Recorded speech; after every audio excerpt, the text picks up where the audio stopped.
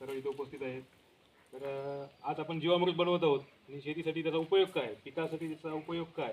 आज सर्व म्हणजे रासायनिक शेतीवर जास्त भर आहे आणि त्यातून दुष्परिणाम खूप होतात.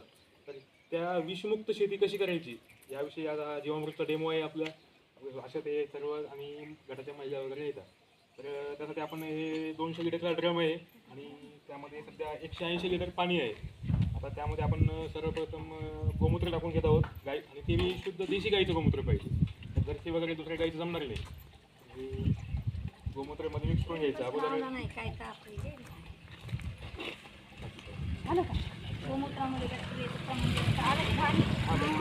गोमूत्रामध्ये बॅक्टेरियाचं प्रमाण जास्त असल्यामुळं गोमूत्राचं विशेष महत्त्व मानलं गेलं. देशी गाईचं गोमूत्र आणि ते बी जुनं गोमूत्र असेल 8 दिवसाच्या पूर्वीचं, तर त्यामध्ये बॅक्टेरिया 1000 पटीने बॅक्टेरिया वाढतो त्यामध्ये. तर ते सर्वात उत्कृष्ट गोमूत्र आहे. सर्वात आधी आपण गोमूत्र टाकून मध्ये मिक्स करून घेत आहोत.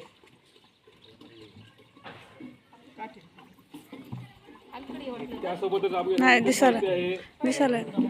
चणा पीठ आहे. कोणतंही चणाचं पीठ घ्यावं असं काही नाही, कडधान्याचं कोणतंही पीठ तुम्ही घेऊन मध्ये मिक्स करून घेऊ शकता.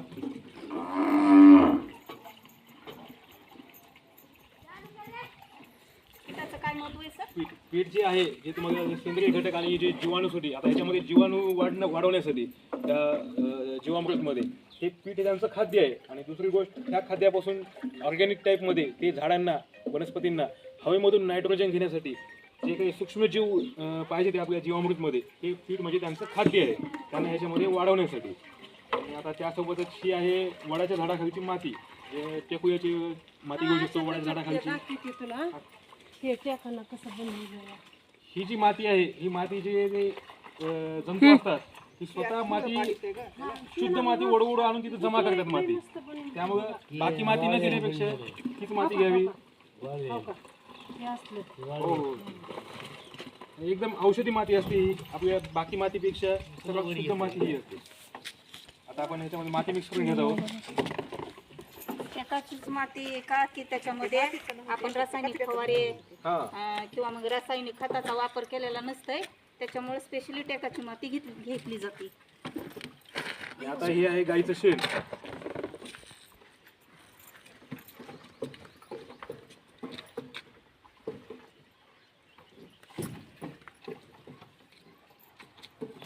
देशी गाईचं शेण आहे.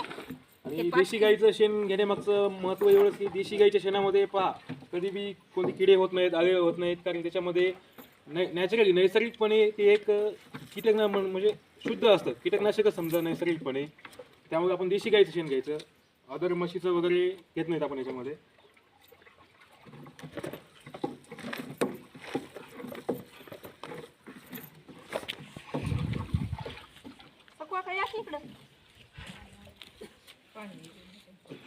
आता आपण शेण अगोदर गोमूत्र टाकून घेतलं, त्यानंतर माती, आणि आता हे शेण मध्ये मिक्स करून घेत आहोत.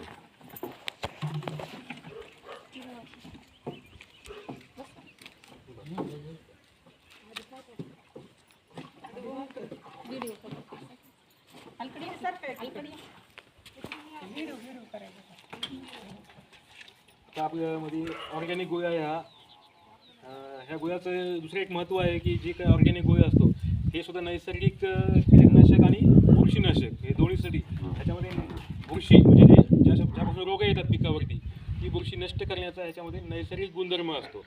त्यासाठी आपण हा नैसर्गिक म्हणजे ऑर्गॅनिक गोळीमध्ये टाकत आहोत.